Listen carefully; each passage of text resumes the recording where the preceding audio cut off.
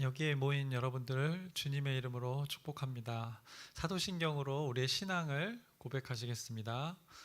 전능하사 천지를 만드신 하나님 아버지를 내가 믿사오며 그 외아들 우리 주 예수 그리스도를 믿사오니 이는 성령으로 잉태하사 동정녀 마리아에게 나시고 본디오 빌라도에게 고난을 받사 십자가에 못 박혀 죽으시고 장사한 지 사흘 만에 죽은 자 가운데서 다시 살아나시며 하늘에 오르사 전능하신 하나님 우편에 앉아 계시다가 저리로서 산자와 죽은 자를 심판하러 오시리라. 성령을 믿사오며 거룩한 교회와 성도가 서로 교통하는 것과 죄를 사하여 주시는 것과 몸이 다시 사는 것과 영원히 사는 것을 믿사옵나이다. 아멘. 하나님 아버지, 오늘 이렇게 또 기도로 하나님께 나옴으로 하루를 시작하게 해주시면 감사합니다. 이 오늘 하루가 하나님이 창조하신 그 질서의 섭리대로 살아가는 귀한 하루가 될 수 있도록 인도해 주시옵소서. 하나님 말씀하신 그 하나님 사랑과 이웃 사랑의 그 섭리대로 오늘 우리가 각 처소에서 살아가는 우리의 살아내는 우리의 삶이 될 수 있도록 인도하여 주시옵소서. 예수님의 이름으로 기도드렸사옵나이다. 아멘. 함께 찬송가 604장 찬양하시겠습니다.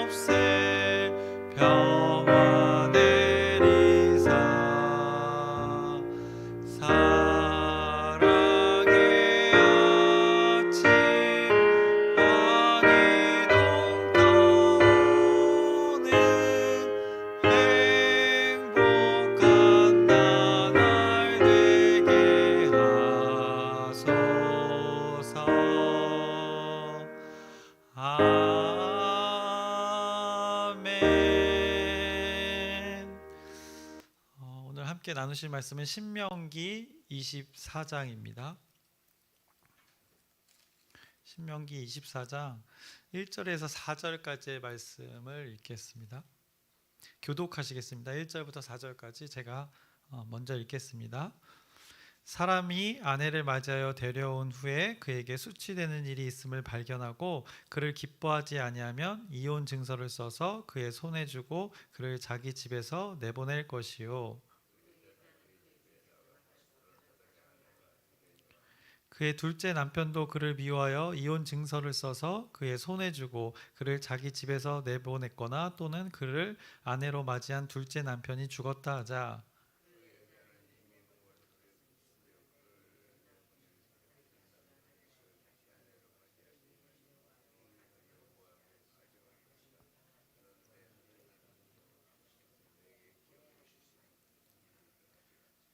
아멘. 오늘은 24장의 말씀을 나누는데 주로 1절에서 4절까지 이 말씀을 중점적으로 나누려고 합니다. 24장 사실 전체 내용을 요약하자면 1절부터 4절까지는 이 이혼과 재혼에 관한 이 규례를 하나님께서 주십니다. 그리고 이어서 이제 신혼 남편의 결혼한 지 얼마 되지 않은 남편에 대해서 어떻게 하면 좋을지에 대한 규례도 말씀해 주시고, 또 이제 이어서 뒤 6절에서 13절까지는 이제 담보물에 대한 그것을 규례를 이들의 이스라엘 백성들에게 선포하고 있습니다. 그 사이에 7절에는 이제 유괴범에 대해서도 유괴범을 어떻게 처벌할지에 대해서도 말씀하고 계십니다. 그리고 8절에서 9절 사이에는 이제 나병에 관한 규례, 광범위한 그 피부병에 대한 규례에 대해서도 언급하고 계십니다. 그리고 이제 이후 14절부터 22절까지는 약자, 가난한 자를 도우며 보호하라는 그 규례를 하나님께서 이스라엘 백성들에게 이렇게 자세하게 말씀해 주고 계십니다.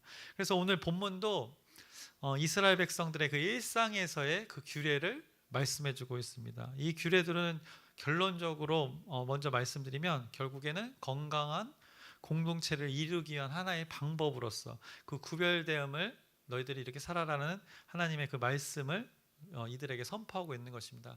이것의 항상 전제는 10가지 그 계명을 전제로 한 구체적인 규례임을 여러분들이 기억하셨으면 좋겠습니다. 그래서 오늘 나오는 내용들이 아주 새로운 것들이 아닙니다. 먼저 출애굽기 21장에서 23장까지 나왔던 말씀이고, 또 레위기 13장, 19장, 23장에 다 나왔던 말씀입니다. 또 신명기 20장에서 22장에도 나왔던 말씀들을 대부분 이렇게 언급했던 내용들을 여기서 다시 조금 더 상세히 풀어서 다루지 않았던 부분들을 조금 더 구체적으로 이스라엘 공동체에게 분명한 그 사회 규범으로서 이제 규례로서 그 제시해주고 있는 것입니다. 그래서 그들에게 주어진 이 규례를 통해서 우리도 이제 깨닫는 것은 동일하게 우리로 하여금 그들과 동일하게 이스라엘 백성들처럼 이웃을 돌보며 함께 살아가야 함을, 건강한 공동체를 어떻게 살아가야 되는지의 그 기본을 우리도 깨달을 수 있습니다. 그러면서 우리들도 역시 그 하나님의 보호하심과 긍휼을 때문에 우리가 이렇게 살아가고 있다는 것을 깨닫게 해주십니다. 그래서 나의 권리와 생명이 소중한 만큼 남의 것 역시 소중하니 그것을 서로 존중하면서 이 땅을 살아가라고 하나님께서 말씀해주고 계시는 것입니다. 그래서 마태복음 그 19장 19절에 나왔던 말씀, 내 이웃을 내 몸과 같이 사랑하라, 이것의 근거가 오늘 이 신명기 말씀에 근거가 있는 것입니다. 그래서 오늘 본문은 사회 질서를 위한 그 공동체 구성원들에게 주는 규례입니다. 이 공동체는, 사회라는 것은 각기 다른 개성이 아주 다양한 사람들이 모인 곳입니다. 우리 공동체만 봐도 다 각자가 다르지 않습니까? 그 다양성이 또 존중되면서 함께 살아가는 공동체입니다. 그런데 이럴 때 우리가 살아가면서 서로 이해가 충돌되고 상충될 때가 있습니다. 근데 이 상충되는 부분을 잘 풀어가야 건강한 공동체로 살아갈 수 있는 것입니다. 다 몇십 년을 다른 부모 밑에서 살아왔기 때문에 가치관도 다르고, 그러나 하나님을 믿고 예수 그리스도를 주인을 모신 그 하나 때문에 우리가 여기 모였기 때문에 어떤 방법을 결정하거나 어떤 목표와 목적을 두고 방법을 결정할 때는 우리 생각의 차이가 있기 때문에 그 방법을 잘 찾아가야 건강한 공동체로 나아갈 수 있다는 것입니다. 근데 때로는 그 충돌로 인해서 그 공동체의 질서를 파괴하며 또 타인에게 피해를 가는 경우도 있습니다. 그래서 이러한 이런 문제를 사전에 방지하기 위해서 하나님께서는 이스라엘 백성들에게도 지금 이렇게 규례로 제시해주고 계시는 것입니다. 그래서 오늘 5절, 오늘 읽진 않았지만 5절에 새로 장가든 남자의 경우 그 1년 동안은 예를 들어서 전쟁에 나가는 것을 면제해 준다든가 그 신혼의 그 기쁨을 누릴 수 있도록 이 배려하는 그 면제 제도를 또 하나님께서 규례로 주십니다.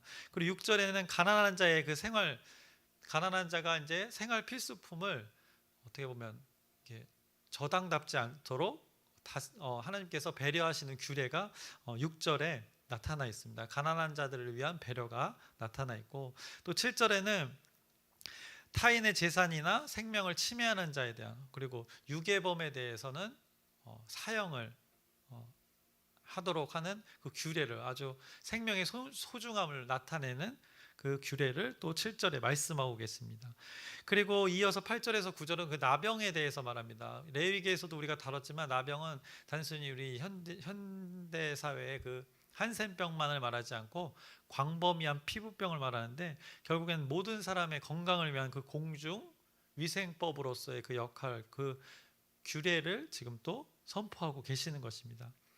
결국 이 규례들은 모든 사람들이 서로 그 공동체 안에서 서로의 권리와 이익을 각자 추구하면서 화목하고 풍요롭게 살아갈 수 있기 위한 하나의 최소한의 제도적인 장치였습니다. 하나님께서 그것을 지금 이스라엘 백성들에게 마련해 놓고 계시는 것입니다. 그런데 이것을 규례로, 법으로 선포되어 있는 이 사항만 어기지 않으면 된다는 생각을 가질 것을 말하는 것이 아닙니다. 이런 규례와 법적 장치를 이제 하나님께서 설정해 주셨는데, 이것을 가지고 지향하는 그 근본적인 그 법의 정신이 무엇인지를 하나님께서는 깨닫기를 원하셨던 것입니다. 그래서 이 최소한의 테두리를 가지고 하나님이 이 공동체 안에서 너희들이 추구해야 할 방향과 목적이 무엇인지를 깨달으라고 하나님께서 자세하게 말씀해 주고 계십니다. 그래서 이웃 사랑에 대한 그 규례를 이제 10절부터 22절까지 또 자세하게 하나님께서 풀어 주십니다. 그래서 예나 지금이나 어느 사회든지 이 부를 갖고 온갖 그 사회 혜택을 마음껏 누리는 자들이 있는가 반면, 이제 그것에서 소외된 사각지대에는 항상 이 사회의 어떤 구조적인 모순 때문에 일평생 어떻게 보면 가난에 조금 이렇게 시달리는 자들이 존재합니다. 그래서 신명기 15장 11절도 말씀하고 있는데요. 땅에는 언제든지 가난한 자가 그치지 아니하겠으므로라고 말씀하고 있습니다. 따라서 우리 주위에 가난하고 불우한 자들을 돕는 것은 어떻게 보면 내 개인의 일일 뿐이 아니라 이 사회적인 차원에서 추진해야 할 그 공동의 의무인 것을 벌써 이 고대 사회에서도 잘 알고 있었던 것입니다.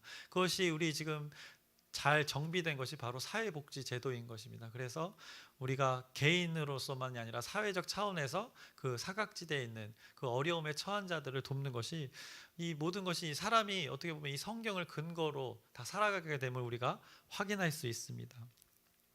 그래서 10절 이후에는 그 일상생활에서 이웃사랑을 실천하는 그 규례들을 자세하게 말씀하셨는데, 10절부터 13절까지는 그 담보에 대한 규정을 말씀해주고 있습니다. 그래서 가난한 자에 대한 그 최저 생활 의식주를 보장해주라는 것을 말씀해주고 있고, 14절부터 15절까지는 품삯에 관한 규정을 해서 그 사장님이 임금 노동자에 대한 그 임금 체불을 하지 않도록, 그래서 그 가족 임금 체불을 당한 자가 가족의 생계가 어렵지 않도록, 그 곤란한 일이 발생하지 않도록 그것을 잘 처리하라고 그 규례를 또 주십니다. 그리고 17절부터 18절은 그 법적 송사에 대한 규례를 말씀하십니다. 힘없는 자들이 부당한 그 법적 대우를 받지 않도록 하기 위한 규례를 말씀해주고 계십니다.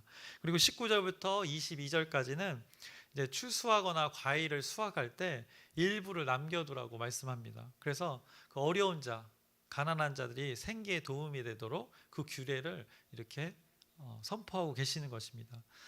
결국 이스라엘 백성들과 우리에게는 이 신명기의 말씀을 통해서, 아니 어떻게 보면 성경 전체를 통해서 핵심적인 거 두 가지를 기억해야 할 것입니다. 신명기에 유독 자세하게 나타나 있지만, 그리고 성경을 이렇게 이 많은 성경의 66권의 성경인데 이거를 꽉 쥐어짜면 두 가지 이 큰 전제가 나오는데, 여러분도 잘 아시는 이 주일학교 때부터 하는 그겁니다. 하나님 사랑과 이웃 사랑. 이 마태복음 22장 37절부터 40절에 나온 말씀인데요. 한번 제가 읽겠습니다. 예수께서 이르시되 내 마음을 다하고 목숨을 다하고 뜻을 다하여 주 너의 하나님을 사랑하라 하셨으니 이것이 크고 첫째 되는 계명이요 둘째도 그와 같으니 내 이웃을 내 자신과 같이 사랑하라 하셨으니 이 두 계명이 온 율법과 선지자의 강령이니라. 하나님께서는 이렇게 이 큰 전제를 가시고 하나님께서 이루어 가시겠다고 성경 전체에 선포하셨고 또 신명기에서도 더 자세하게 이것을 10가지 계명을 기준으로 자세하게 풀어주고 계십니다. 그래서 오늘 신명기 24장의 내용은 이렇게 전체적으로 이런데 여러분과 함께 조금 더 나누어 볼 말씀은 찬양에서도 우리가 알 수 있었지만 찬양의 가사들을 기억하시면 오늘 먼저 했던 찬양을 기억하시면 이 결혼에 관한 내용의 말씀입니다. 그래서 오늘 처음에 시작할 때 이혼과 재혼에 대해서 말씀하고 있습니다. 이혼과 재혼을 하려면 먼저 무엇을 해야 할까요? 바로 결혼을 먼저 해야 합니다. 결혼이라는 것은 남자와 여자가 구별되어서 만나가게 살아가게 되는 것입니다. 이것 또한 여기서부터 벌써 구별됨을 하나님께서 말씀하십니다. 한 남자가 이 여자 저 여자 만나고 또 한 여자가 저 남자 이 남자를 만나는 이것을 구별됨이라고 말하지 않습니다. 이거는 어떻게 보면 날라리라고 우리가 표현할 수 있는데 오늘 본문은 이렇게 시작합니다. 사람이 아내를 맞이하여라고 이렇게 1절에 시작하고 있습니다. 사람이 아내를 맞이하여.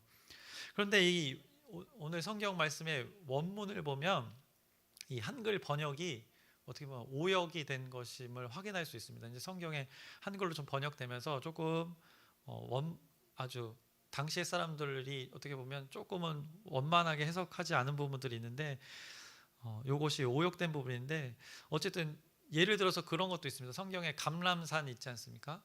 근데 감람산에는 감람나무가 하나도 없습니다.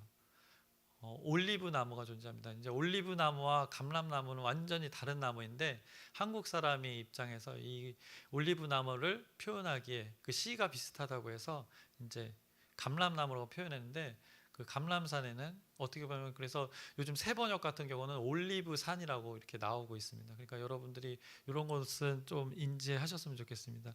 그래서 1절에는 이것을 그래서 원문 그대로 직역하면 이렇게 됩니다. 만약 그녀가 그의 눈에서 기쁨을 찾지 못한다면 왜냐하면 그가 그녀에게서 수치스러운 일을 발견하였기 때문이다라고 말씀하고 있습니다.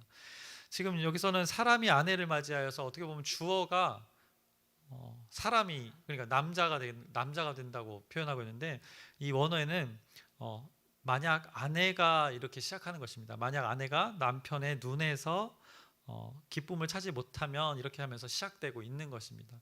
그리고 왜냐하면 그가 그녀에게서 수치스러운 일을 발견하였기 때문이다라고 이게 원래 1절의 원문입니다. 그러면서 이유가 나옵니다. 만약 아내가 남편의 눈에서 기쁨을 찾지 못한다면 이러면서 이유가 나오는데 그가 그녀에게서 수치스러운 일을 발견했기 때문이라고 말씀합니다. 이제는 주어가 다시 바뀝니다. 그로 바뀌는 것입니다. 그래서 남편이 주어가 되는 것입니다. 결국엔 이 구절에서 두 가지 내용이 담겨져 있는 것입니다. 아내와 남편 모두 이유는 알 수 없지만 둘 사이에 어떤 심각한 문제가 있음을 상태를 말씀해 주고 있는 것입니다. 남편을 통하여서 기쁨을 찾지 못하고 있고 아내에게서는 그 수치스러운 일을 발견했다고 말하는 것이 오늘 1절의 말씀입니다. 어떻게 보면 안타까운 이 부부의 모습입니다. 성경학자들이 이제 추측하기로는 이제 그때 당시는 남자의 권위가 아주 셌기 때문에 남편의 그 강압적인 독단적인 태도였을 거라고 생각하고 또 아내로서는 역할이 부족했던 것은 아내의 행실의 어떤 부족함 어떻게 보면 당시에 여자로서 요구되는 여자들의 모습이 있었을 텐데 그것이 부족했던 모습을 이렇게 언급하는 것입니다.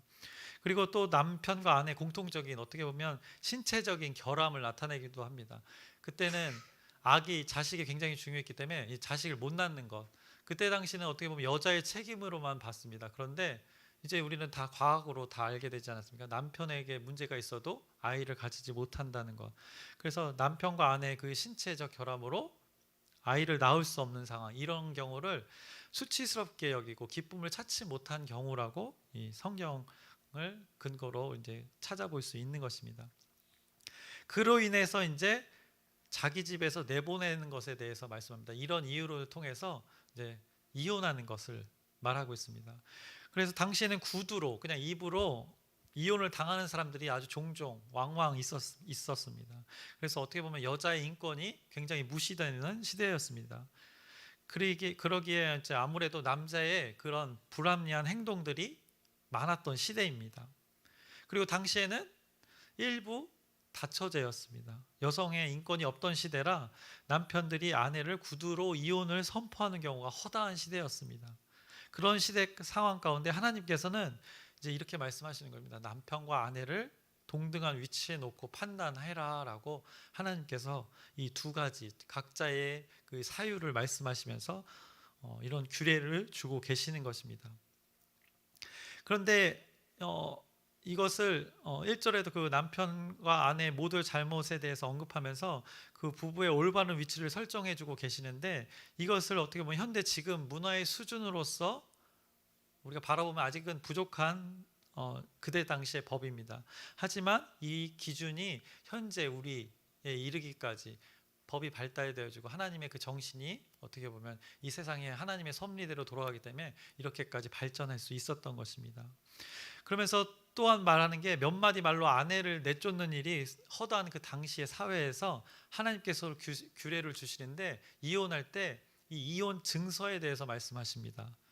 이혼 증서에 대해서 3절에 말씀하시는데, 그의 둘째 남편도 그를 미워하여 이혼 증서를 써서라고 말씀하고 있습니다.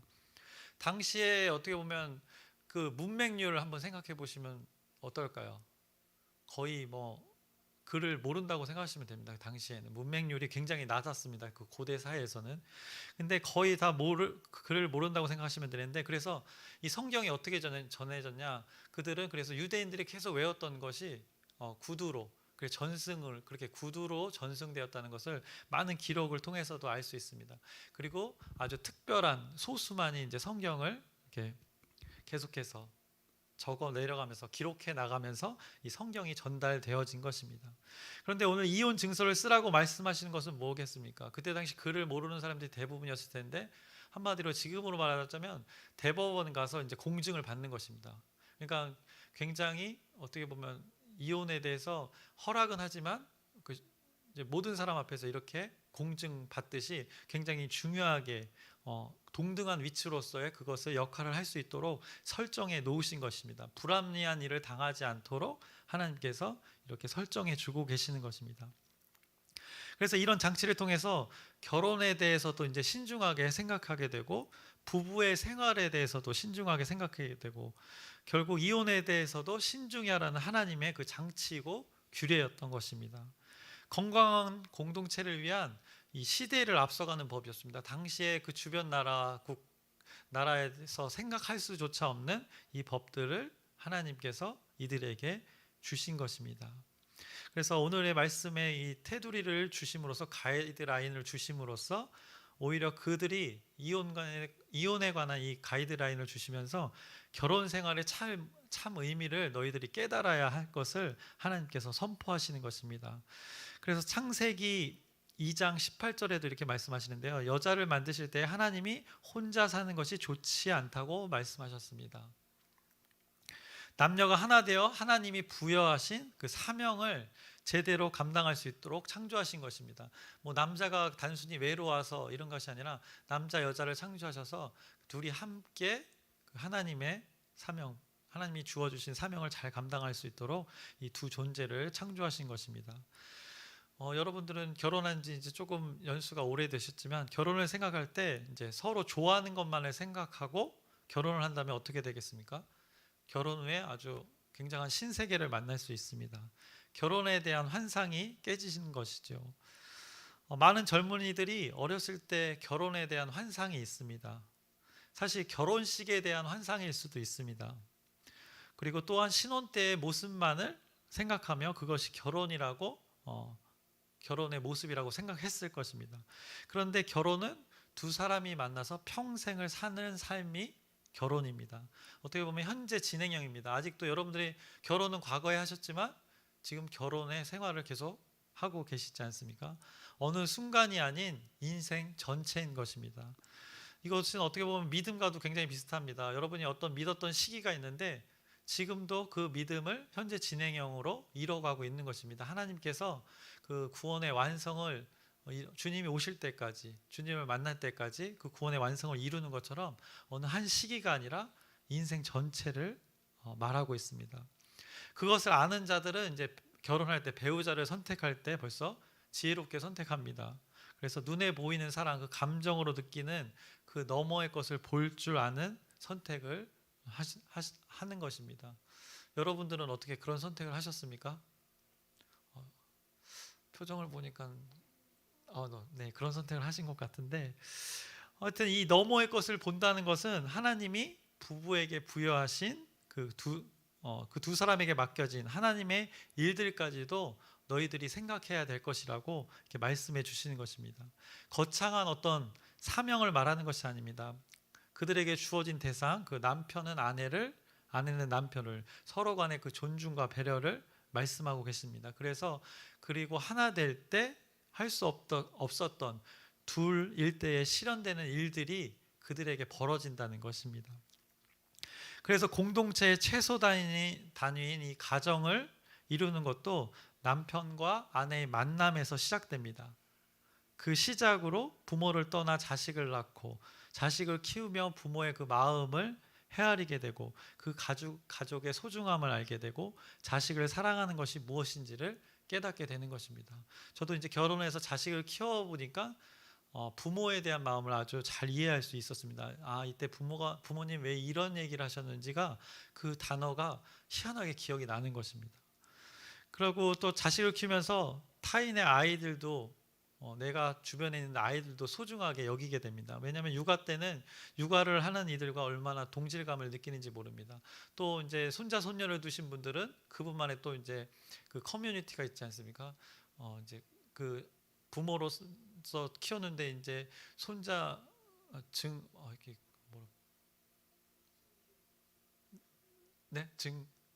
어떤 관계죠? 그 손자와 할머니와의 관계. 어쨌든 그 관계를 또 서로 공유하지 않습니까? 요즘은 또 특이해가지고 할머니들이 이제 손자 손녀를 봐주는 경우가 굉장히 많기 때문에 이렇게 서로 이렇게 가족 그런 새로운 공동체로서 또 동질감을 많이 느끼는 것입니다. 결국엔 이것이 확장되어지면 어떻게 됩니까? 사람과의 관계, 더 나아가서 비슷한 상황에 처한 그 이웃들의 상황을 돌보게 되는 것입니다. 그 타인에 대한 관심과 사랑도 점점 확장되어지는 것입니다. 이것이 하나님 창조 질서의 섭리입니다. 이 결혼 제도라는 것을 통해서 이 창조의 질서를 알게 하시는 것입니다. 그리고 이 결혼이라는 것을 통해서 창조의 원리와 섭리를 하나님과 그 교회, 우리와의 관계로서 잘 이해할 수 있도록 하나님께서 설정해 놓으신 것입니다. 그래서 성경을 보시면 신랑과 신부의 관계로, 주님과 우리의 관계를 이런 부부의 관계로 결혼의 제도를 기반으로 말씀하신 것이 굉장히 많습니다. 결국 부부로 살아가는 이들은 선포된 하나님의 말씀을 통해서 부부의 관계가 어떠해야 하는지 당연히 깨닫게 되는 것입니다. 그리고 더 나아가서 하나님과 믿는 자들과의 관계가 어떠해야 되는지를 명확히 알 수 있는 이유가 되는 것입니다. 그래서 오늘 이혼과 재혼에 대해서 말씀하지만 이것을 가지고 반증으로 역설적으로 하나님께서 이 규례를 가지고 목적과 목표를 삼아야 될 것이 무엇인지를 하나님께서 10가지 계명을 가지고 풀어주고 계시는 것입니다. 그래서 돌싱된 자들이 요즘 있습니다. 그래서 돌싱된 자들이 어떻게 화려하고 빛나는 솔로로 멋지게 살라는 말이 아닙니다. 이 오늘의 말씀은 언제든지 너희들에게 이혼을 허락한다, 이것을 말씀하시는 것이 아닙니다. 결국에 말씀하시고자 하는 바는 너희들이 이 공동체 가운데 이 불합리한 요소를 제거하고 창조 질서의 섭리대로 건강한 공동체를 이루는 그 최소의 규범을 가지고 살아가라라고 하나님께서 깨우쳐 주시는 것입니다. 이혼과 재혼의 그 껍데기를 가지고 올바른 결혼 생활이 무엇인지를 말씀해 주고 계시는 것입니다. 이혼과 재혼의 이 규례를 통해서 건강한 공동체를 이루어 가라고 이스라엘 백성들에게 또 우리에게 지금 전달해 주고 계시는 것입니다. 그래서 교회 공동체에 이렇게 주어지는 하나님 말씀은 언제나 이렇습니다. 하나님의 말씀으로 여러분들을 줄 세우기 하시는 분이 아니시라는 것입니다. 여러분이 처한 장소에서 하나님이 말씀하신 그 목표와 목적을 바라보라고 항상 말씀하십니다. 하나님과 나와 이웃과의 관계가 이래야 됨을 오늘 24장에 다른 예로서 반증으로서 규례로 선포하고 계시는 것입니다. 그래서 신랑과 신부, 아내와 남편을 성경에서 어떻게 말씀하는지 성경 곳곳에 여러분들이 그 말씀을 기억하시고 오늘 신명기의 말씀을 기억하시고 그래서 우리가 처한 이 공동체에서 이 하나님의 마음을 잘 이해해서 이 주어진 율법의 정신이 오늘 우리 귀한 삶 가운데 드러나고 살아내지는 오늘 귀한 하루가 되기를 주님의 이름으로 축복합니다. 하나님 아버지, 오늘도 신명기의 말씀을 나눴습니다. 이혼과 재혼에 관한 규례를, 그 당시에 그 규례를 우리가 나누었습니다. 하지만 이것에 하나님의 마음이 담겨져 있습니다. 결국 하나님의 창조의 섭리대로 그 건강한 공동체를 이루며 너희가 살아가라는 하나님의 10가지 계명인 줄 압니다. 하나님께서 주신 그 계명을 온전히 우리는 이룰 수 없지만 하나님께서 이루어 가실 것을 기대하며 또 하나님께서 우리를 거룩하고 흠없는 존재로 만들어 가실 것을 기대하며 오늘 하루 살아가게 하여 주시옵소서. 예수님의 이름으로 기도드렸사옵나이다. 아멘. 하늘에 계신 우리 아버지여, 이름이 거룩히 여김을 받으시오며 나라의 마옵시며 뜻이 하늘에서 이루어진 것 같이 땅에서도 이루어지이다. 오늘날 우리에게 일용할 양식을 주옵시고 우리가 우리에게 죄 지은 자를 사하여 준 것 같이 우리의 죄를 사하여 주옵시고 우리를 시험에 들게 하지 마옵시며 다만 악에서 구하옵소서. 나라와 권세와 영광이 아버지께 영원히 있사옵나이다. 아멘. 함께 기도 제목 짧게 나누겠습니다. 이 주일에 있을 사역국장 회의를 위해서 기도 부탁드리고요. 또 여름 사역을 위해서 여러분의 중보기도 부탁드립니다. 그리고 두 번째로 아픈 자들과 우리 지체들, 떨어지지 않는 가족들 위해서 함께 기도해 주시길 바랍니다. 우리 주여 한번 크게 부르짖고 함께 기도하시겠습니다. 주여!